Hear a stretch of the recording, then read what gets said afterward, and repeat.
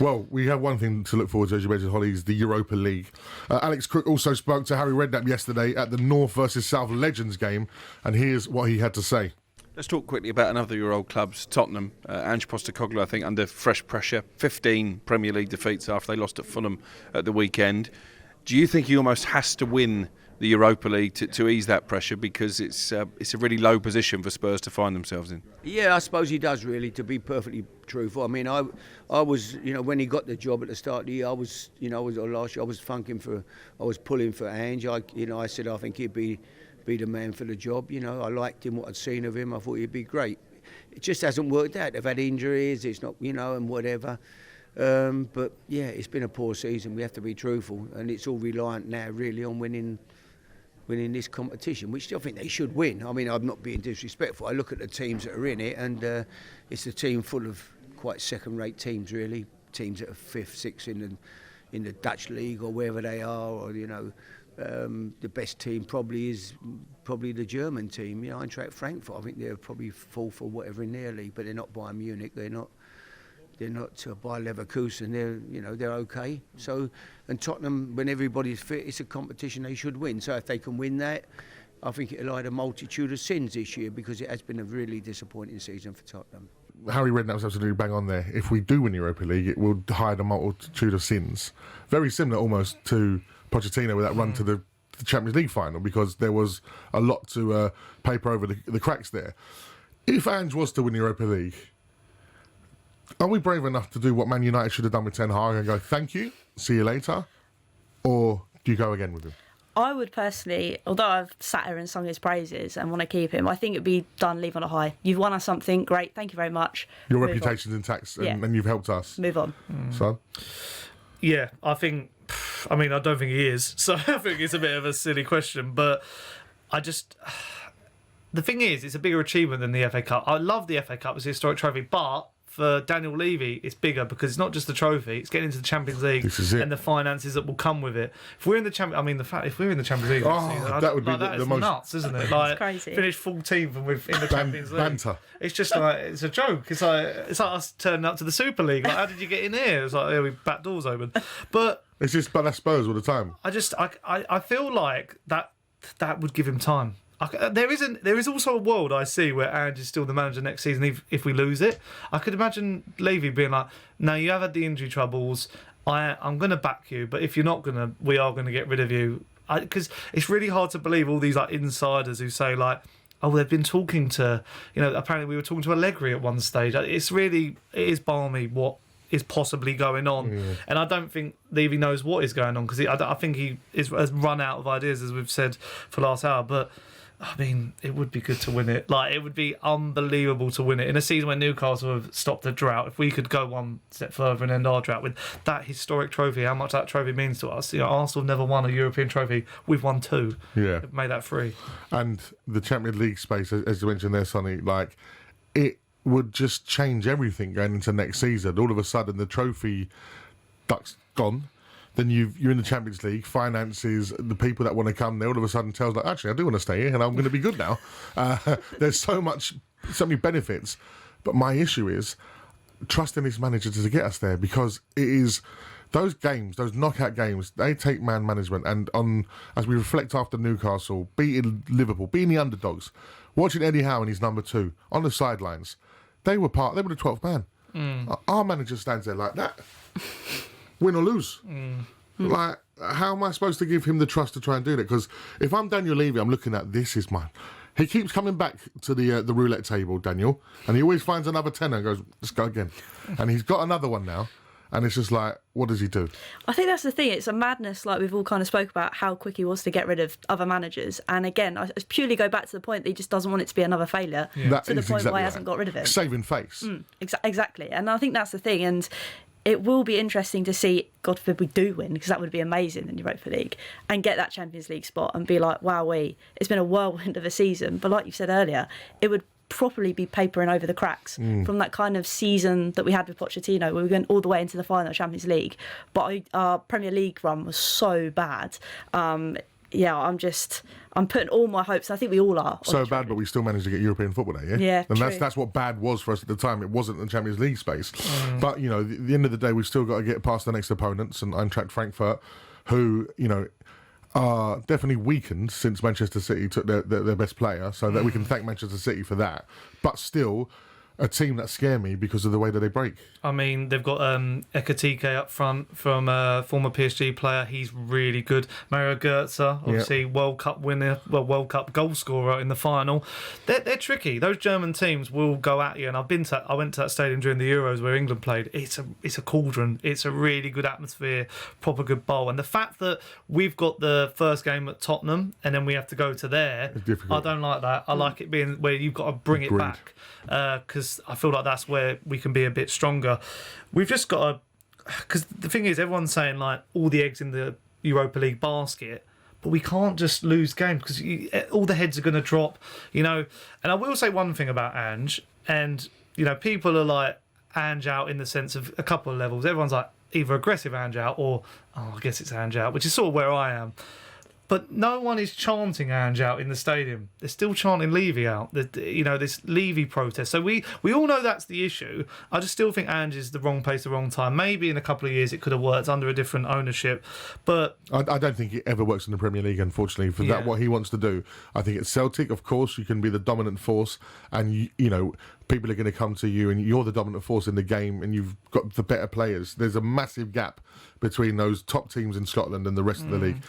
This is the tightest Premier League I've ever seen in my lifetime. Yeah. You know, to the point now, it's almost like a closed door with the teams from the Championship coming up, going straight back down. So it's going to get worse and worse. And the other teams, Crystal Palace are in front of us. We gave them their first win. Yeah. But they're and you look at some of their players in their team, and you think, I love them, I love him. You know, there's a few. They've also got a top manager who won the Europa League for Eintracht Frankfurt. So it was a risk. We all knew it was going to be a risk, Ange Postecoglou, because I think he's the second oldest manager in the Premier League after David Moyes, and we all wanted it to work. I did. I backed him for a long time, but it hasn't worked. And I don't think it will work because you just can't play like that. You've got to sometimes, you know, take the ball to the corner. You know, even Newcastle did that in the cup final. Take it to the corner. You know, play it a bit like some of the passing out from the back we do and the mistakes, and it's not going to get easier and better because we have been found out. I think we have been found out. Even like the teams in and around us and below us have found us out. Leicester, Ipswich, Palace, as you say. God, the list goes on. You know, I don't want this to be an unenjoyable watch for the viewers out there, but they'll be in a similar position to us in this, the frustration. And my thing is that you mentioned about wanting to go right for Ange, and I did. And we had that we're loving Ange ball instead moments and all that, which was obviously quite premature, but it was just the reaction to us feeling so drab under Conte. But the thing with Conte, at least he'd energise the fans. You'd see him on the sidelines. He had a togetherness with that team until the end when he felt like, these guys ain't playing for me. And I'm trying to dig them out and no one's got my back. So he went, right, you're all going, you're all getting it. Yeah. I just look at that team now and just think, who and what are they playing for? Because the manager doesn't seem to have a relationship with them the way I'd see. Even if you go back to when Gareth Bale scored that goal against West Ham, he ran over to AVB. Apparently when AVB left, there were staff members crying. Like, that's the kind of energy that he had. Bale named his child sort of like the initials at AVB or something. So there must be, there must have been something there. You know, you look at the way Poch at definitely the starting into the middle. At the end, it did kind of go a little bit more sour. But there was an energy. There was like a family unit there. I don't see that with Spurs. I watched Newcastle on Sunday. I hark back to them because Eddie Howe took them from relegation places to Champions League space and winning a trophy in a couple of years. And they had the injury worries. And he's been questioned this year. Yeah, and he's been questioned. But the telling difference is that energy that he has with the players, I don't see in our manager. I mean, it would have been funny if, like this year, we're apparently getting the 5th place for Champions League. Yeah. That could have been us last year because there was the chance of that happening. Yeah. But I think some teams didn't end up going further in the Europa League and conference and all stuff like that. But like, if that had happened, then we could have been looking at a whole different thing, you know. I just think, like, this squad, and I'm going to now end probably with a positive note, this is a good squad. This is a great squad. The potential there's frightening. Bergwall's, Grays, Odebear. They've all got the the minerals and the facilities to be good players. Even Solanke, I still think he's one of the best strikers in the Premier League. But it has to, you have to blame the manager. The manager is sending them out there. He's, hopefully doing a rallying cry. Because how many times have we come out at half-time being 1-0 up, 2-0 up, 1-1, whatever, and we concede straight away, or we, let it go, or let a game slip? What is he saying? What is he doing? How is he motivating the players? He doesn't take the training sessions apparently either. So there's a big disconnect, and apparently he's not really he sit in his office. So there's no Poch was out there on the training ground, Conte was out there on the training ground, Mourinho was out there. Let me tell you something about Poch. Poch watched training so thoroughly, he used to record it, and if he saw something on there that he didn't like or he wanted to get to the bottom of, he'd pull staff members and go, "What was you talking to Danny Rose over there about? What was the conversations? Is he okay?" Yeah. That's how much of an eagle eye he had on the team, even from terms of their energy, how they're feeling, and stuff like that, to keep that mentality of being a togetherness in the unit. And that's at the moment. I just I feel sorry for Sonny, because he's obviously the last from the ship, so to speak, and he's there people are saying he's lost it, he's past it, and you look at Salah, the season he's having for Liverpool. He's revived. Exactly. That's a manager. It's just because he hasn't been managed very well. And I know we say that, but he typically hasn't. You see Salah, he's allowed to play more forward, doesn't have to track back. With Sonny, he has to play in that position going forward and coming back, tracking back. And he's not able to do that at his age. You don't suit Ange. Ange wants a winger who's high and wide. Son wants to cut in all the time. Yeah. It's not. We know Son's track record of trying to be like a wing back. It doesn't work. Chelsea semi-final, no good at all. Yeah. And the thing is, with Son, you look at all of these best goals, as you said, cutting inside or getting behind players. There's no room to run into. The way that the Ange ball set up, I was watching it when we was playing AZ Alkmaar the other week. So far forward, that high line, it condenses the play literally into just outside the opponent's box. You've got that much space, and you're just like, right, where's Maddison supposed to thread a pass? Where's Son supposed to get in any room? No wonder they just go side to side and just. That was in the Fulham game though. There's a still of obviously Agombar gave away the ball. Yeah, I think they showed it on Match of the Day, and he's there and he's got no options because Son's on the left, Solanke's offside jogging back. The old Son would have gone there, he would have looped round, done a looping run, kept onside, and he just stays on that left-hand side. So then Agombar gives it away because he's surrounded by three people. And that comes from the manager. That's tactics to me. And that's the thing as well. Where our inverted wingbacks are coming across it, again, it moves the likes of Sonny, who wants to play it wide and cut him. They can't do it because they're just running into each other. And it isn't working. And also the thing is as well, where Conte got a lot out of those full-backs. We're not getting anything out of Pedro Porro's attacking numbers have gone down. Jed Spencer's looked good defensively, but he's only got one goal and maybe an assist. And then Destiny Udogie hasn't looked good either. So you're not getting the best out of those inverted wing backs anyway. You're not overloading the midfield. So what's the point? Again, as you mentioned, the squad for me. A manager can come in with his squad and go either with a 4 at the back or a 5. Because if you went with a 5, Udogie and Porro all of a sudden look. Okay, that's their positions. Porro's not a right back. He can't defend. No. I'd actually say that Emerson Royale was a better defender than Porro. I'm not sure. No, as a defender. Yeah. From actually defending, if it was to go, right, I'm a right back or a right wing back, Porro's a much better football player. But his positioning for things, that his inability to see someone on the shoulder, and again, it comes from the tactics and the manager. And the other thing is as well, speaking to Alan Pardew, of course, as a Premier League manager, your defenders' numbers of running should be the least. It shouldn't be the most. And ours are obviously going to be the most with the way that they're having to run. And it's so difficult to defend running back towards your goal rather than sitting and waiting. 100%. Turn and face, isn't it? You don't have to have played the game at the highest level to know. And I haven't. So and also look at Mickey van der Ven. Mickey van der Ven has got a skill that not many people have. He is so fast. But when you're telling him to keep run, he's going to get injured. Yeah. You want him to use that as a last resort. And, the fact of the matter was, on Monday Night Football, Russell Martin, the Southampton manager, had the audacity to call out our mistakes and passing out from the back. And I've watched that Southampton side, and we beat them somehow 5-0. So it's when you can just... And the problem is, we live in a world where Pep Guardiola football is what everyone wants to do. But sometimes you need to learn what you've got and sort of, Andrew's tried to change the wheels slightly with the inverted and the high line, but it's all too much and it doesn't work because we say about the defence, so our midfield is shocking as well. Yeah. We get bypassed all the time. They should be shielding that defence. And no wonder we're caught out all the time and we, as you say, turning and running in the opposite direction. It's just not a good way to defend. There's so much space in that midfield. It's 100%. absolutely mental. And the thing is as well, when you talk about Mickey van der Ven, the biggest thing for me at the weekend was the fact that he was on the bench, but he never came on. And you saw Romero come off, and that's when it all kind of went a bit pear-shaped. But there must be something going on with... Oh, he's saving it for Argentina. Make sure Argentina, because before every international game, we lose. True. Yeah. But, go on, guys, go and have a great time away. Because that's where they probably have the most fun. And he was actually smiling in his pictures as well today, I saw, when he was on international duty, Again, so- because that's the harmony of a group.